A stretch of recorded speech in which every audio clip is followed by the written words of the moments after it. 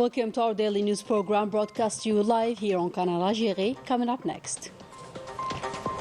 The President of the Republic, Abdelmajid Tebboune, emphasizes Algeria's support for national interests and the organization of elections in Libya as a crucial step for resolving the Libyan crisis, addressing the participants in the African Union High-Level Committee meeting on Libya.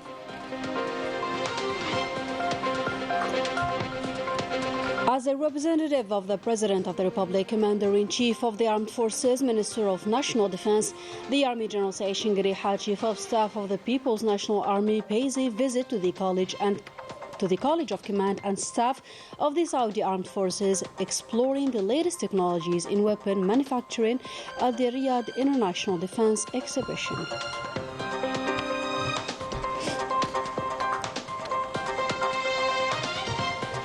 Abroad, the discovery of new mass graves in Gaza containing Palestinian victims of Zionist attacks unfolds as a tragic narrative marked by daily massive massacres and collective executions.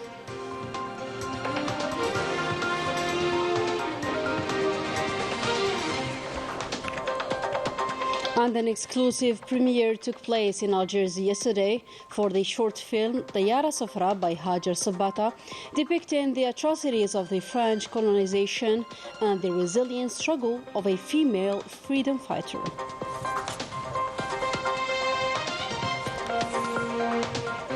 Welcome again. Today's beginning is from the Congolese capital, Brazzaville, where the 10th session of the African Union High-Level Committee on Libya kicked off with the participation of representatives of member states.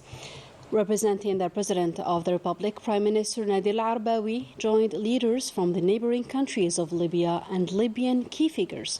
The meeting aims to provide fresh momentum to address the political deadlock hindering stability in the region in preparation for the upcoming National Reconciliation Summit scheduled for April in the Libyan city of Sirte.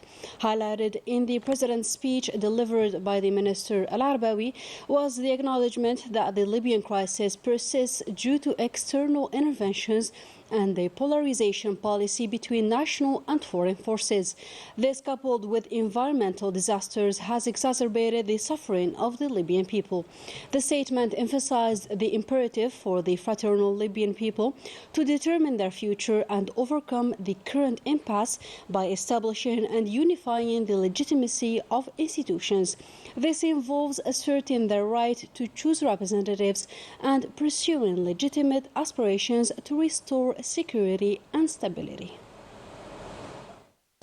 تستمر الأزمة الليبية وتبقى ماثلة أمامنا بتداعياتها. The Libyan crisis has been exacerbated by foreign interference and differences between the Libyan parties. A situation also aggravated by the latest natural disasters, which have repercussions on the lives of Libyans. The latter aspire to the peaceful settlement of the crisis, which has persisted for years. The brotherly Libyan people are called to take their destiny in hand and overcome this situation, to restore legitimacy to Libyan institutions and work towards the reunification of the Libyan parties by consecrating their right to choose their representatives. I also personally insist on the need to put an end to any form of foreign military presence on Libyan soil and the withdrawal of all mercenaries. The use of weapons will only aggravate the crisis and threaten the future of the Libyan people by depriving them of their rights, security, stability and prosperity, which will have repercussions throughout the region. وتعريض مستقبل الشعب الليبي للخطر وتقويض حقه في الاستقرار والأمن والرخاء وزيادة تدهور الأوضاع في المنطقة. In his statement, the head of state once again called on the brotherly Libyan people to work in order to achieve its aspirations of stability and peace via the holding of elections, as they are the only solution to end the Libyan crisis. President Tebboune reiterated Algeria's unwavering support for the concerted efforts of the committee's chairman, Sassou Nguesso, as well as those of all the committee members. He also expressed appreciation for the endeavors of the UN Secretary General's Special Envoy to Libya in facilitating a consensus that promotes Libyan national interests and establishes a conducive ground for national unity. Let's have a listen. إن البلاد الجزائر التي تعرب عن دعمها التام لمشروع المصالحة الوطنية الجامعة. Algeria, which supports the inclusive reconciliation project, is sparing no effort within the framework of the African Union High-Level Committee on Libya, in collaboration with regional and international organizations to achieve consensus between the Libyan parties. We reiterate our appeal to all our Libyan brothers to put an end to the differences and allow the Libyan people to choose their representatives with complete legitimacy and build their future in complete security, far from any external pressure, which can be achieved thanks to the organization of elections which were initially planned for the end of 2021, which represent the only way out of the political impasse. لوضع حد للأزمة الليبية والضامن الوحيد كذلك لإشكالية الشرعية في ليبيا الشقيقة.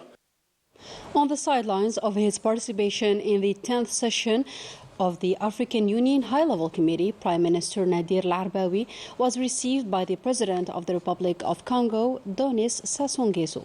President Nguesso conveyed his greetings and appreciation to the President of the Republic, Abdelmadjid Tebboune. Prime Minister Al-Arbawi also met with the Chairman of the African Union Commission, Moussa Faki, discussing agenda items for the upcoming AU summit and the current situations in the continent. Algeria's premier also held discussions with the special representative of the UN Secretary General for Libya, Abdullah Batini, reviewing the developments in Libya and ways to support for a lasting political solution. The proceedings of the 10th session of the African Union High-Level Committee on Libya kicked off today from the Congolese capital Brazzaville with the participation of the representative of the head of state, along with leaders of Libyan brotherly countries and Libyan figures. The meeting aims to give a new impetus for the political situation in Libya, hindering the stability of the region. Further details with Sabrine Tefergenit. The Brazzaville summit illustrates Africa's tireless efforts to crystallize African solutions to the continent's problems without any foreign interference, while preserving Libya's sovereignty and territorial integrity. This is one of the positions that Algeria has never ceased to defend in various regional and international forums. The Prime Minister Nadir Al-Arbawi, in his capacity as representative of the President of the Republic, Abdelmadjid Tebboune, read a message on his behalf, stressing the need to put an end to the political stalemate in order to respond to the aspirations of the Libyan people. The conference participants appreciated Algeria's efforts of supporting the reconciliation process in Libya by launching a comprehensive dialogue without exclusion or discrimination. عبرت الشقيقتين مصر والجزائر على نيتهم الصادقة. The two brotherly countries, Egypt and Algeria, expressed their sincere intention to provide what should accelerate the process of achieving reconciliation with a national ownership for Libyan people that would put an end to this conflict and division. In the same context, we're working on the speed up of the creation of a high national commission for reconciliation, as we have already made the decision of its establishment, so it will be operational in the near future. This urgent situation in Libya calls the need of coordination to find a way that would bring back safety and stability in Libya. We are calling upon the Libyan parties to unify their efforts to establish a common ground to agree on, and which would reflect what was acknowledged in this meeting.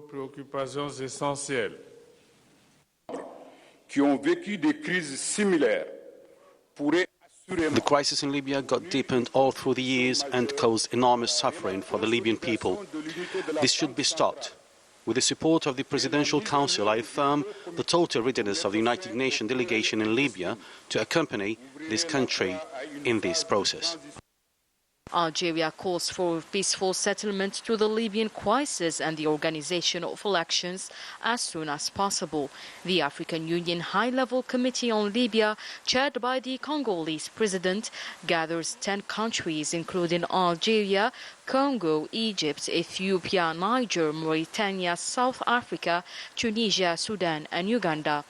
This 10th session is of great importance as it comes 3 months before the national conference for the reunification of the Libyan parties scheduled for next April in the city of Sirte. Representing the President of the Republic, Commander-in-Chief of the Armed Forces, Minister of National Defense, the Army General Said Shingriha, Chief of Staff of the People's National Army, continues his official visit to the Kingdom of Saudi Arabia, where he visited today the College of Command and Staff of the Saudi Armed Forces. Report by our special envoy to Riyadh, Zakaria Mihobi, taken up by Rani Bahri. At the entrance of the college, the Army General Said Shingriha was received by Major General Mohammed bin Jadwa Ruwaili, commander of the college, after which the Army General and his companion delegation visited the various departments, where he followed a detailed presentation on the formation of student officers, as well as their qualification capabilities, in addition to a project on developing this college into university. كل التوفيق وكل النجاح. أنتم مستقبل القوات المسلحة. The Army General then took a souvenir photo with the leaders of the college and staff of the Saudi Armed Forces and signed the Golden Book of the college. Finally, symbolic gifts were exchanged.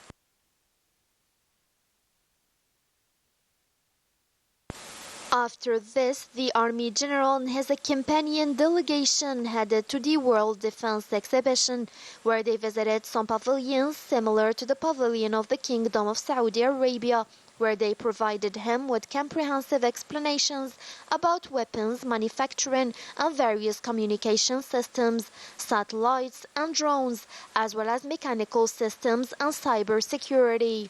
The Army General also stopped at the pavilion of Russian companies specialized in the space industry and anti-armor weapons organizations. He also received detailed explanations about the latest technology in the field of missile systems, radar stations, and autonomous control stations. The Army General, Chief of Staff of the National People's Army, concluded his visit to the exhibition from the Chinese pavilion, where he was closely briefed on the latest technologies on the manufacture of drones and warships. In other news, the preparations for the blessed month of Ramadan are underway, with the implementation of necessary measures to ensure a steady supply of agricultural products. The Minister of Trade, Tayyip Zitouni, made this announcement during a meeting with wholesale fruit and vegetable market managers and Consumer Protection Association representatives. Zitouni stated that the operation, coordinated with relevant sectors, involves the creation of substantial stocks of widely consumed products within the regulation system, including 60,000 tons of potatoes, 11,000 tons of onions, and 3,500 tons of garlic. In the meantime, a monitoring and control system for destocking has been initiated, targeting private operators. The minister also emphasized ongoing efforts to intensify measures against all forms of speculation. To Gaza now, where new mass graves containing Palestinian victims of Zionist attacks have been discovered, unfolding as a tragic genocidal narrative marked by daily massive massacres and collective executions. Najah Tayyar with the full story. This is the courtyard of the Al-Shifa hospital in Gaza Strip, which has been the target of the Zionist army's massive and incessant bombardments. It has been turned into a veritable mass grave where families bury their dead in makeshift graves, unable to transfer them to the inaccessible cemeteries in Gaza. For almost 5 months, the hospital has been surrounded by the occupying army. It is also the case in the Nasser hospital in Khan Yunis. وتوفت My grandmother fell as martyr yesterday, and we wanted to bury her in a cemetery, but there's no room because of the thousands of martyrs' bodies piling up. During the last 24 hours, the occupation forces committed 14 massacres, killing at least 127 martyrs and injuring 178 others in Gaza. Last night, at least 30 Palestinians were martyred and dozens of others were injured as a result of the bombardment by the Zionist warplanes on different areas of Deir al-Balah city. The occupier dropped 3 rockets on my house, which caused gas canisters to explode. My poor daughter died in my hands. There were no ambulances to help her. The occupier bombed us day and night and robbed us from everything. These children who have survived the bombardment gather around the graves of their martyred parents in this school in Al-Maghazi camp, which has been turned into a makeshift cemetery. My father, my uncle, my cousin were killed in the Zionist attacks. My little brother had his legs amputated. More than 50 martyrs are buried behind this school. This school was not spared by the Zionist raids. The emergency services and ambulances were also targeted by the occupying forces and were unable to carry out their work. Despite all the cries and demands of the peoples all around the world, the toll of the Zionist genocidal aggression against the Palestinian enclave has risen to 27,365 martyrs and 66,630 wounded since October 7th. In a different context, the 19th edition of the Algiers International Competition for Reciting the Holy Quran kicked off yesterday under the aegis of the President of the Republic. The ceremony took place in the presence of the Minister of Religious Affairs and members of the government. Story by Yasin Hamdi. Created in 2004, the international competition for the Algiers Prize for Reciting the Holy Quran will take place over 4 days. The first 3 laureates will be rewarded during an official ceremony. The participants are under 25 years old and have never been laureates of the previous editions.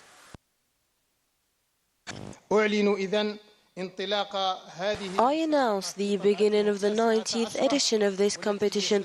Our young talents will face rivals from the Islamic world to reach excellence. They will aspire to be the best ones. The first 3 laureates will receive their awards from the President of the Republic. 20 participants from more than 40 countries of the Arab Muslim world are ready to show their talent in order to win the first prize. All the participants have a good level. It will be tough. I want to win the first prize. I am happy to participate to this international competition and I thank all the organizers.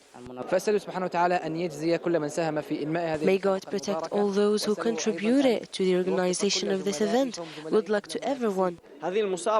This competition will show Algeria's interest towards the Holy Quran. The final ceremony will take place during Al-Isra wal-Mi'raj night, and the winners will receive their distinctions.